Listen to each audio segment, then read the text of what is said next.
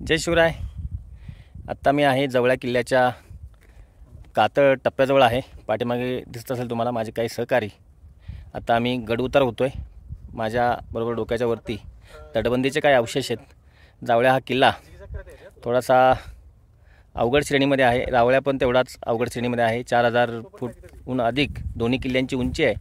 त्यामुळे या किल्ल्यावरती येत असताना गाईडसोबत असणं खूप महत्त्वाचं आहे. आणि इथे पाठीमागे रोप लावणंसुद्धा खूप आवश्यक आहे. या किल्ल्यावर येणार असाल तर रोप घेऊन या. या दोन्ही किल्ल्यावरती पाण्याचे टाके आहेत. त्यानंतर वास्तूंचे अवशेष आहे, भग्न अवशेष आहेत. जावळ्या किल्ल्यावरती मारुतीचं उद्ध्वस्त मंदिर आहे. 3 पाण्याचे टाके आहेत.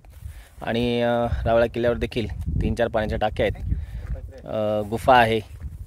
कातळामध्ये खोदून काढलेली पाण्याची टाकी रावळ्या किल्ल्यावरती आहे. असे बघण्यासारखे अवशेष या दोन्ही किल्ल्यावरती आहे. आणि 4 ते 5 तासामध्ये दोन्ही किल्ले बघून होतात. असा हा रावळ्या किल्ल्याचा ट्रेक आहे.